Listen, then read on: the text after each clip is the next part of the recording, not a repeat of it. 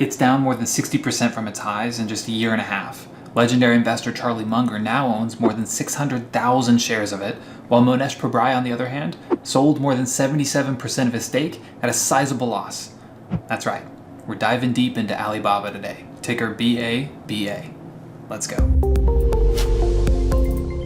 Welcome back, guys. I'm Steven, and I'm so glad you're here. Learning about stock stuff, getting smarter, hitting the like button. You guys are great, and I'm not going to waste any of your time. In 1995, Jack Ma got his first taste of internet businesses when visiting the United States. Upon returning to China, his first attempt to create an internet company failed. But then in 1999, he founded Alibaba as a business-to-business e-commerce platform. Taking advantage of the growing wealth of the Chinese population, Alibaba created a consumer-to-consumer platform, think eBay, called Taobao in 2003. But Ma had a problem, or he just saw an opportunity, or maybe those are just one and the same to visionary entrepreneurs. But anyway, his problem was creating a safe and efficient checkout experience for consumers on his platforms. There are currently 6 state-owned commercial banks in China, and none of them offered or were interested in creating a streamlined online platform for payments. So in 2004, Ma built his own and launched Alipay, think PayPal and Venmo. Next, in 2008, building off Taobao's success, Alibaba built Tmall, which provides more of a business-to-consumer model, think Amazon. So now, they had created this great online experience. They controlled the interface for businesses and consumers, and they controlled the payment processing. So now, a business or consumer could easily get their products listed. You could easily go online and find the products you need, and you could check out using an efficient and now trusted payment processing brand. But then what? You had to rely on the state-owned Chinese postal service, China Post, to get you your product. Well, as you might have guessed, that wasn't good enough for Ma. He partnered with several other retail partners and launched Sinow Logistics in 2013. Sinow's scalable and reliable logistics network is able to support the delivery of 30 million packages per day, generated on Alibaba's Taobao and Tmall online marketplaces, and hundreds of millions of packages generated by the 11/11 shopping festival. This solution aggregates and leverages the existing partners' network of warehouses, line haul delivery network, and last mile delivery infrastructure.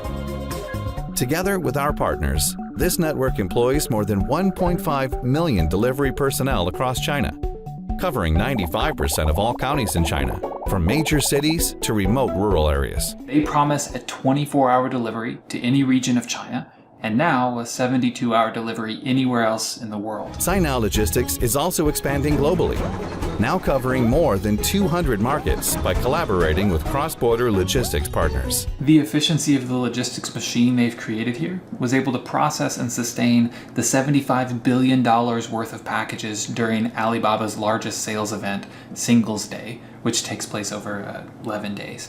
But according to e-commerce analysts, this was more volume than Black Friday, Cyber Monday, and Amazon's Prime Day combined. This forms the core of Alibaba's business and success. Jack Ma calls it the Iron Triangle. The e-commerce network effect of Taobao, Tmall, and a few other Alibaba-owned names, their trustworthy payment platform, and their highly efficient logistics services. But of course, like many other tech giants out there, their dominance in one or 2 or 3 areas has not satiated their appetite for growth and capitalizing on opportunity. They continue to invest and innovate. They followed a very familiar path to their United States counterparts, think Amazon, Google. In 2009, they branched into the burgeoning cloud computing space with the launch of Alibaba Cloud. They also ventured into the digital media and entertainment space with Youku and Alibaba Pictures. The list goes on, and there's some promise in several of them, but their number one segment today is still by a large margin their e-commerce business. Let's go through each of these to get a better understanding of how Alibaba makes its money today and what the future might hold. Their China commerce retail business is by far their largest revenue engine, making up 65% of the entire pie. For the most part, this is their Taobao and Tmall business. Add in their domestic wholesale business and their international counterparts to each of these, and we're up to about 74% of Alibaba's revenue coming directly from commerce. Now they add their Buy Now logistics services to their commerce figure, probably because of how critical it is to the growth and overall success of the rest of their commerce lines. This, in and of itself, contributes another 5% to the revenue total. Their cloud computing segment now makes up 9% of the whole, and their digital media and entertainment divisions make up 4%. Then, of course, like their tech giant counterparts in the US, they have their other bets, like Alphabet likes to call them, that could turn into some high growth revenue source in the future. The most impressive thing about this table here is their significant year-over-year growth in almost all these areas. Even their regional commerce segment, their largest line item, is growing at a rapid rate. I guess that's what you get when you're the market leader in a massive domestic market with a customer base that is growing its wealth relatively quickly and has extremely high barriers to entry. eBay, Amazon, Best Buy, Google, there's a long list of otherwise highly successful companies that have failed for one reason or another to make their business work in this highly sought after market of consumers with rapidly growing riches. The country's middle class is expected to reach 1.2 billion people by 2027, representing a quarter of the global total. Alibaba obviously has that market figured out, and now they're coming after the international market. Notice their 43% year-over-year growth there. Amazon and Alibaba are both trying to capture this market share, which is a huge opportunity, even if one does not dominate the other. The global e-commerce market is expected to grow by $1.4 trillion in 2025. And by controlling every part of the process, from online order to payment processing to shipping, Baba found a way to optimize their international shipping game like no other ever has. But Alibaba isn't just an e-commerce company. It owns a vast empire of other tech businesses, and many of those parts help speed up the shipping process. So when you buy a product from its retail website, Alibaba's payment company can process the transaction and then the shipping is handled here. This network allows Cainiao to quickly gather information digitally about your package, including the price, weight, and destination, and then send it directly to Chinese customs to be cleared for export. Over the years, this process has gotten faster, from taking 1 month to clear a package to now only a few minutes. Alibaba has pursued a different strategy than Amazon here. Amazon has invested billions in its own fleet of trucks and planes, but it hasn't been able to roll out its services to the rest of the world quite as efficiently as Alibaba has thus far. Amazon's fastest shipping options are only available in 21 countries at this point. Baba, on the other hand, has partnered with more than 3,000 airlines, postal services, and other delivery companies to optimize their distribution model. As a result, they currently ship to more than 190 countries. And depending on who you ask, that's almost all of them. Also, a key difference between Amazon and AliExpress, the Amazon-like site you could use from anywhere in the world, from an international consumer point of view, is that almost everything ends up being cheaper on the Alibaba side of things. That happens when you're from the same market as the manufacturers are. Baba is connecting consumers directly to the manufacturers, whereas many of the sellers on Amazon actually source their products from an Alibaba-owned platform. Their cloud computing segment is also showing a lot of promise. Following in the footsteps of Amazon's AWS, Alibaba Cloud has begun to fill that growing void for Chinese consumers. Why then, with all this promise, when you study the fundamentals, does Baba seem to be so undervalued? Before we look at those fundamentals though, I legally have to say that I am a financial advisor and this is not intended to be financial advice for you.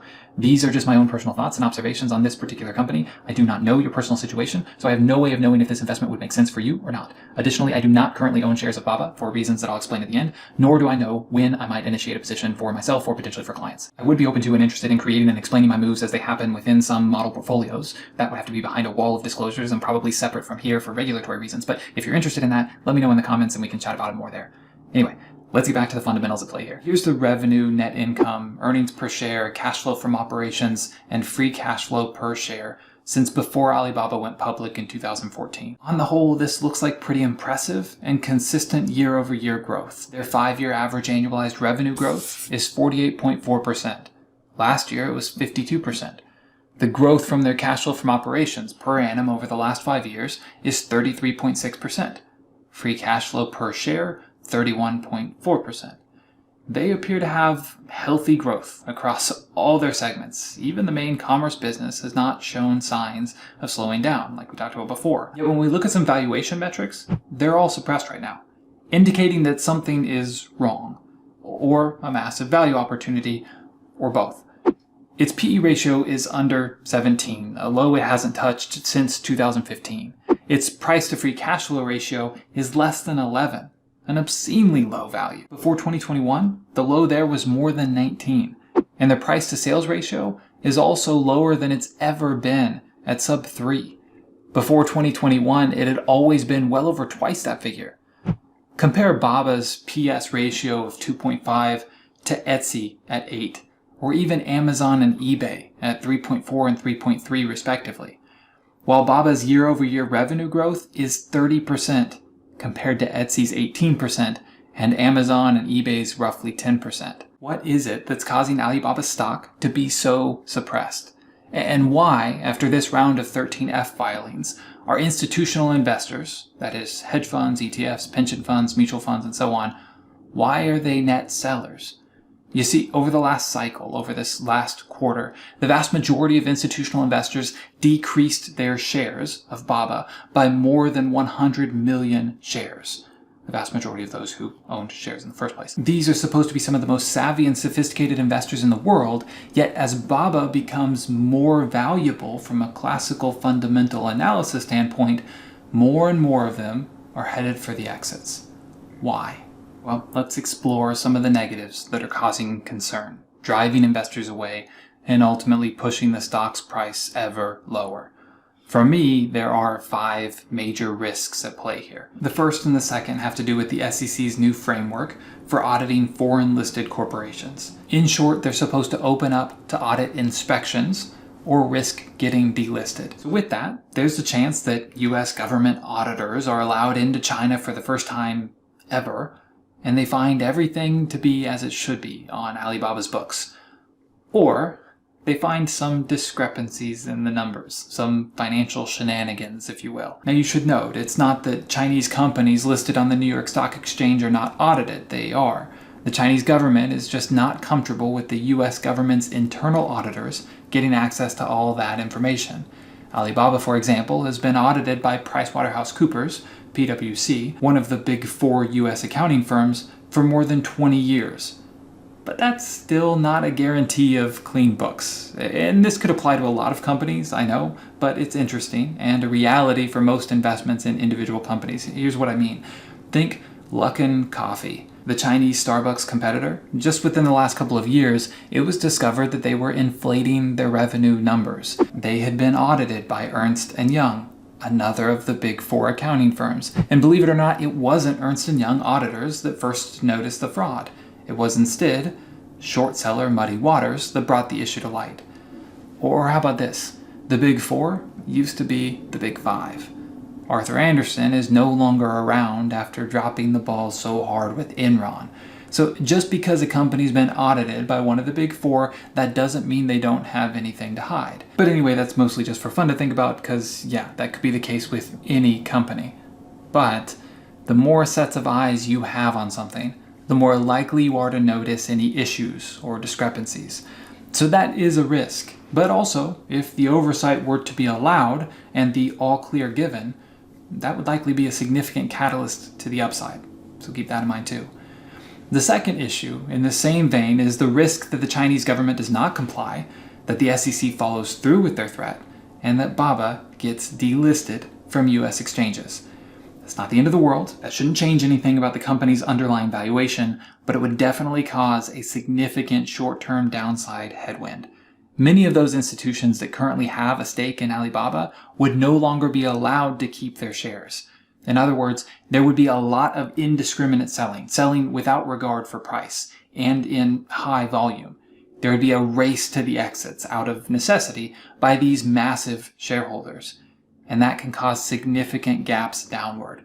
But in theory, the bulk of that pain would only be temporary. Although this is the negative about which I personally am least concerned, I suspect it's a big contributor to some of the institutional selling I mentioned earlier.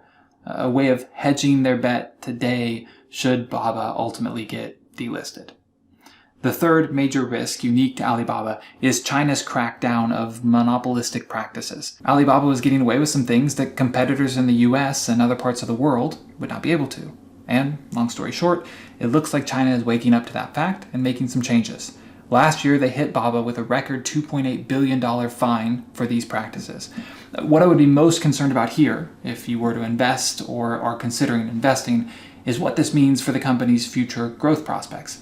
It doesn't mean that they're not going to be able to grow, but if they're not allowed to strong-arm vendors in the same way that they have been in the past, it stands to reason that they might not be able to grow quite as fast. They're inevitably going to face increased competition. That'll be a major headwind for growth and their margins. What this means for me, when we go to come up with some sort of reasonable valuation for Baba's stock, is that with this understanding, I will discount future growth rates for my base and bear case scenarios. You'll see that in a second.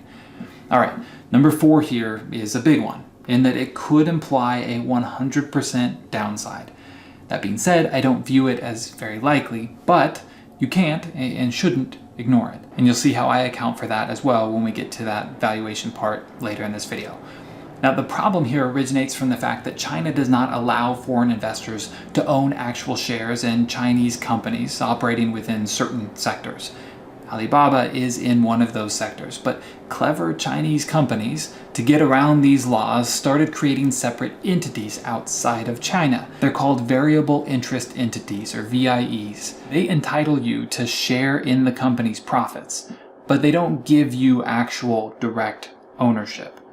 Oddly enough, Enron used similar entities when trying to conceal some of their issues, but that was very different. Just interesting that it came up here again. Anyway, according to Chinese law, this structure, the VIE structure, is clearly illegal. That being said, the Chinese government has allowed this to go on for decades, but that doesn't mean they won't make any changes in the future. They may just like the fact that they can have their finger suspended over that trigger, making people around the world nervous, and never actually care to do anything about it one way or the other until it becomes prudent for them to do so. Just last year, for example, Chinese securities regulators were considering, threatening, making changes.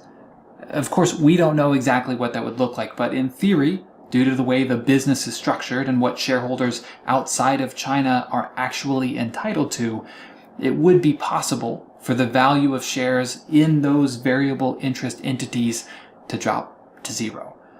I don't think that's likely, but again, you'll see in a bit where that comes up in my valuation considerations. Much of the concerns with Alibaba and any China-based company really revolve around the ever-looming concern regarding the power and unpredictability of the Chinese government. They are constantly throwing their weight around. They don't want you to forget who's in charge there. And for the foreseeable future, at least, that's always going to be a concern if you own any Chinese stock worthy of a discount, in my opinion. One Seeking Alpha contributor summarized, Alibaba's founder, Jack Ma, was suppressed by the People's Republic of China government after criticizing China's banking practices. Regulators also canceled the 2020 IPO of fintech Ant Group, which was majority owned by Ma and Alibaba. It now looks like Ant will be carved up and forced to merge with state-backed partners. Alibaba also paid a $2.8 billion fine for antitrust issues in April 2021 and is cooperating with the state's Common Prosperity Agenda, which amounts to a 100 billion RMB spend by 2025 on social programs. While these issues are now well known, they also would have been impossible to predict as recently as 2 years ago, and therefore creates uncertainty about how much more value the government will try to extract from Alibaba going forward. I warned about these uncertainty risks a few years ago when I covered Tencent and JD.com, when all these Chinese tech companies had extremely high valuations. That Common Prosperity Agenda there, that amounts to more than $15 billion that Alibaba is investing in Chinese common good projects.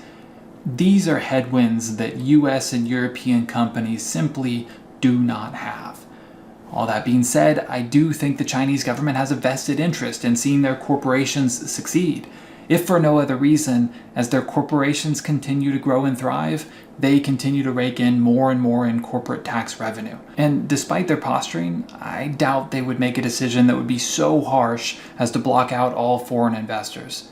They have benefited from that capital which has also lifted hundreds of millions of people out of poverty. All right, now with all that, the part we've all been waiting for, let's jump behind the screen and talk about valuation. All right, so just like we did last time with Facebook, we're going to do a discounted future earnings analysis. This time, I'm going to base it off of the trailing 12 months free cash flow per share number. So let's look at the numbers first that we have since they went public, actually since before they went public. So here we have March 2013 through their reporting in March 2021. I also have the trailing 12 months numbers here, so we'll use those sometimes as well. I pulled out a few key statistics: revenue, net income, earnings per share, cash flow from operations, and then that free cash flow per share metric. And then I also calculated the growth rates, year-over-year growth for each of these.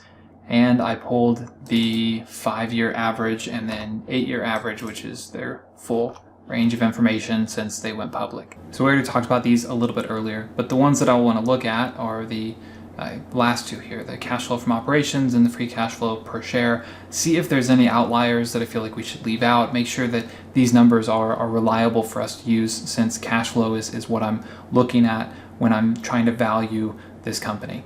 So first I want to look at the growth rates here, and then also so that we can come up with a realistic terminal multiple going forward, I want to look at the price to free cash flow ratio, because since I'm using free cash flow, that's the number that I want to know what it's been in the past, and then project that out into the future based on my base, bull, and bear case assumptions. So when I look at price to free cash flow and I look at how it's grown over the years, it's pretty consistently been over 30%. There's been the one time that it was 26%, and then in 2019 when it was negative 2%. But even with that negative 2 factored in there, so I'm fine including downside outliers. Obviously, I'm not going to remove that.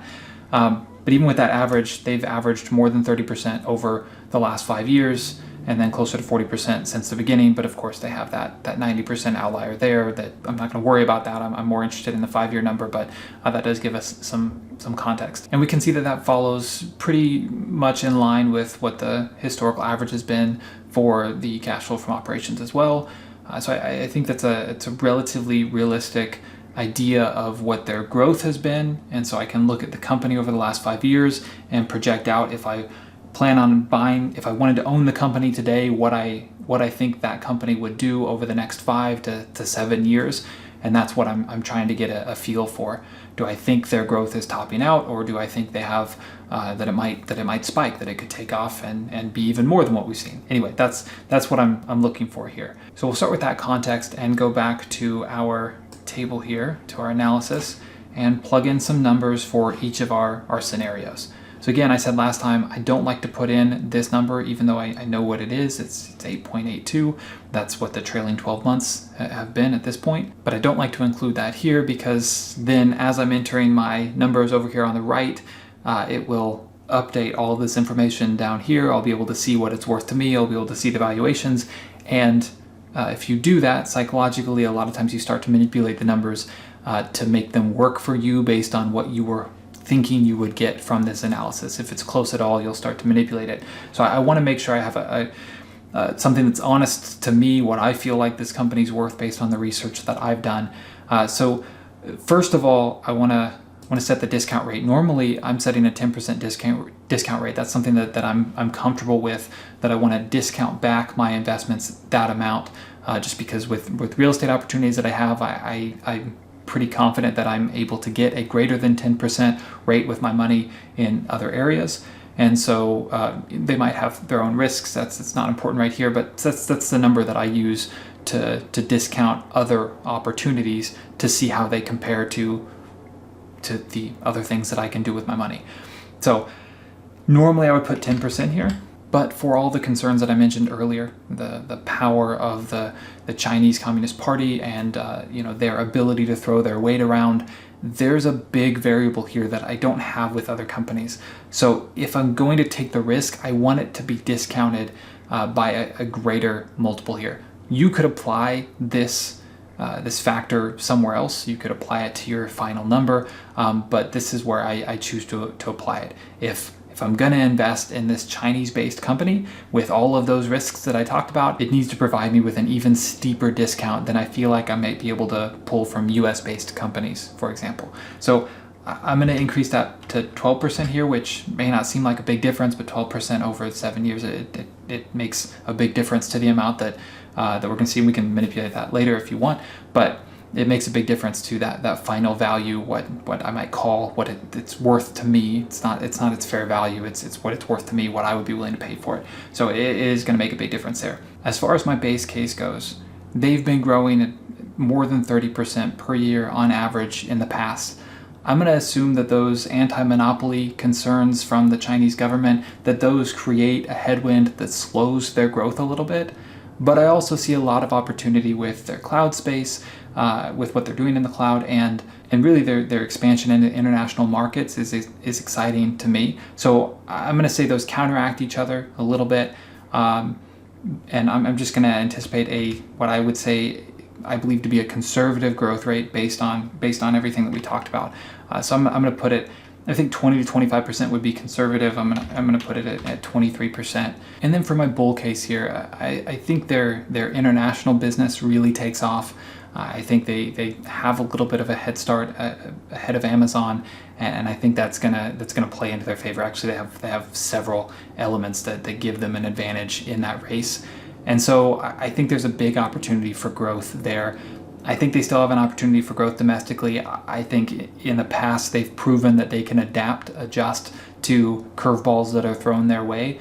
I think the anti-monopoly headwind is going to maybe slow them down for a year, maybe two, but I think on the whole they'll figure out a way to use their dominant market position that they have and the brain power that they have there already within the company to continue to grow domestically. So I think for the bull case scenario, I think assuming a 30% growth rate is conservative there as well. I think there's more opportunity even than that. But that'll come up a little bit in the terminal multiple that I assign there too.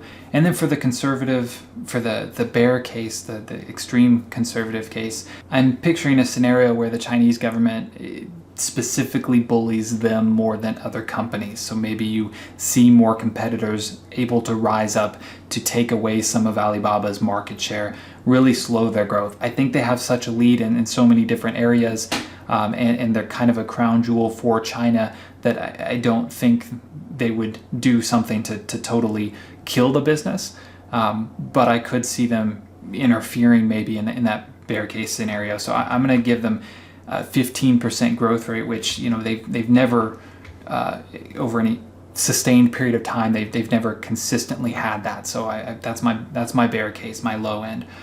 All right, so now that we have the growth rates, the discount rate, now we need to figure out the terminal multiple for each of these scenarios. So let's hop back over to our chart here, and we'll look at the historical share prices whenever these numbers came in, and the price to free cash flow ratio, which is this calculation down here. Okay, so with this information, you could see a 5-year average of 27, 8-year average of 28. It's been pretty consistent. Obviously, they had elevated numbers here in the beginning when they were kind of new. People were trying to figure them out at a low share price, but high cash flow.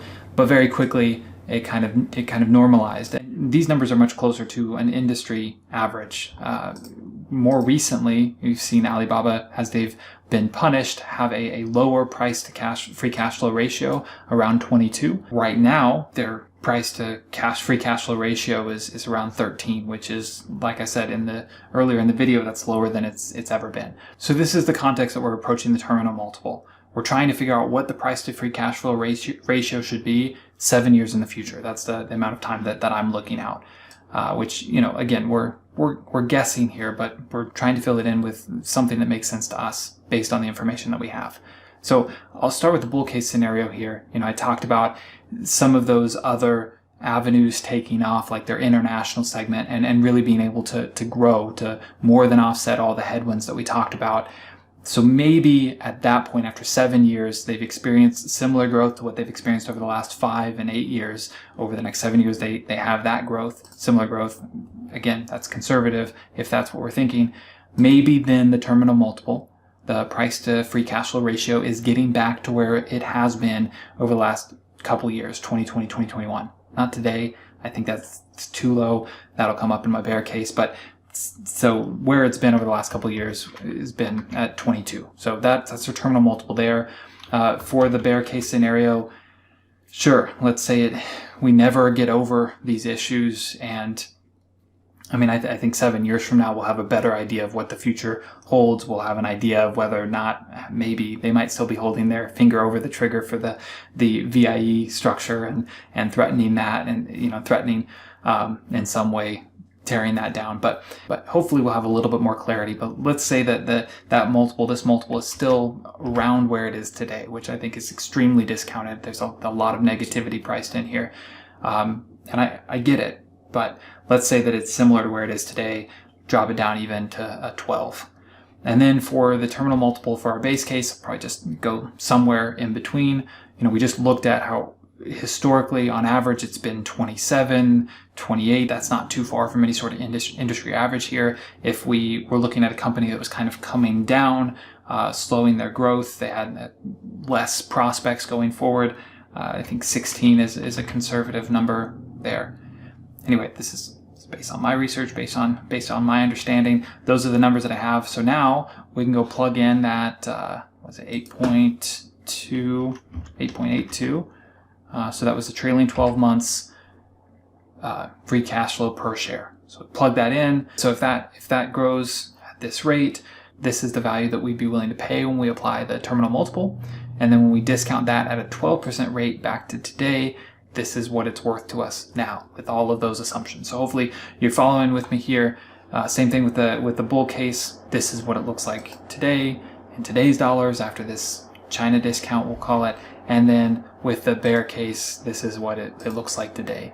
And it's not often that your bear case is higher than the current price. So this is the part that's pulling from Google Finance. So that's the price it is now as I'm recording. It'll probably be different whenever you're watching it, but it's not often that it's lower than the current price. And if we just go with any of these numbers, I have the 7-year ROI applied to any of these. All of these obviously would be great returns. The discount that we're looking at today, if we want to look at any of those individually, but I like to apply some sort of probability analysis to this whole picture here. So this time I added a column of the extreme bear column. And so we'll start with this one. That's where it's just $0. That's me accounting for the VIE structure issue that we have here. And the reason I want to show you this is because this is a way that you can account for any risks like this that you see. Now, there's a couple considerations here. One, I'm going to have, based on a probability that I'm randomly assigning, I'm gonna have this affect the total. But also, which it's totally random, but at least it allows me to account for this in some way. But also, now I know what the low end really is with all the possibilities here. Now, there's always a possibility of something dropping to zero, some Enron-like accounting scandal. Sure, I would say those are generally much lower than 1%. So that's why, I would never go 100% all into one company, because there is always that just unknowable risk. But in this case, I think the VIE structure issue holds more water than that. I'm going to call it 5%. You might call it 10%. I mean, do the research yourself and plug in whatever you want here. But that second thing that it does for me is that now I'm open to the possibility that whatever I invest here could drop to zero. Even though I'm applying a 5% probability, a 1 in 20 chance that happens, I am able to better mentally prepare myself. I don't think anybody really could mentally prepare themselves for that scenario, but I'm more prepared for it because I'm acknowledging that is a possibility, and I'm running my brain through how that would feel if that happened.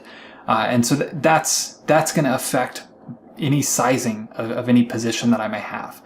For example, if I took out that extreme bear scenario, there wasn't a 0% and it was just this was my low end, I would be much more likely to, if I decided to invest in Alibaba, to have a larger percentage of my portfolio here. because like I said, it's not often that the current price is lower than the bear. And if I have that strong conviction from a fundamental perspective, my position weighting is going to be much higher. But when the downside is a chance of zero, it's going to affect my position sizing. It's going to make that sizing smaller, even if I think it's an amazing opportunity. So there's that. Now that's going to be true with any of these Chinese companies that have that VIE structure. So keep that in mind as you're investing in these stocks. Now for the rest of it, I'm gonna give a little bit less weight to the base case than I gave last time, but not too much. So let's go 2015. Got to make it equal 100%. There we go. And that feels good to me. So the bear side is still getting 20% of the weighting, but it's split out between the bear and the extreme bear, just to have that notch down my what it's worth to me figure. So yeah, that's the number. When you put it all together, there's a lot of different variables going on here. I understand that. But this is a number that after all those considerations, me trying to account for all these different things that are going on that we talked about in the video, there's a lot going on. Me trying to account for all that gives me a fair value price today, or a price that I would be willing to pay. Not fair value, it's what it's worth to me, of $292.39. Right now, it's valued at $113. But once again, I am not initiating a position today, because really this is just one part of my analysis. This is my fundamental score, which is great, but it's not factoring in any other considerations with stocks before I take a position. Once I find stocks that I like fundamentally, then I want to look for a good entry point. And depending on the portfolio I'm running, I might want to use some options. I might want to use a sort of a wheel strategy, or not. Just depends on what I'm trying to do and what your goals are as far as what you should do. I definitely want to make sure I'm not just buying into a value trap or a falling knife, which is what's happening with Alibaba right now. It's a lot of stocks are falling right now with the broader market concerns, and so I'm fine with sitting on the sidelines and waiting for a better entry point from a technical standpoint. If you look at all the technical analysis, any basic technical analysis that you could do for Alibaba, it would say that it is a strong sell right now, because that's the direction that it's heading. That's the trend. Now, when you wait for that, for an entry point, that means that, yeah, you might miss the bottom. I actually guarantee that I won't get in at the bottom. And so I'll be waiting for an uptrend before I enter a position. That doesn't mean that I'm always entering a position, though, at a higher point than when I first do the analysis. Because often, because we're talking about trends here, the trend continues downward, and even though I don't catch it on the bottom when it starts back up, I'm able to get back in at a point that is still lower than when I initially identified the opportunity. It's not always the case. It may very well be that Alibaba turns around today and I'm not getting in until 130 or 140, or whenever I can look at the stock technically as well and feel like it's the best time for me to enter that position. Now with those prices, we can play with this. You can see, it's still over. It's still a decent return at 140, right? You knew that from this number. But anyway, I sincerely hope all of this has helped. I went into more detail this time because several of you asked me to, so I hope you found it valuable. Definitely let me know in the comments so that I know how I should do these in the future, what would be most beneficial for you. And like I said at the beginning, if you're interested in some more information and following along with some model portfolios that I have, then let me know that in the comments as well. If you're interested in fundamental stock analysis, you should probably check out this video next. I give some more context into my process, as well as evaluate Facebook stock as it stands today. Anyway, I wish you all the best. Take care.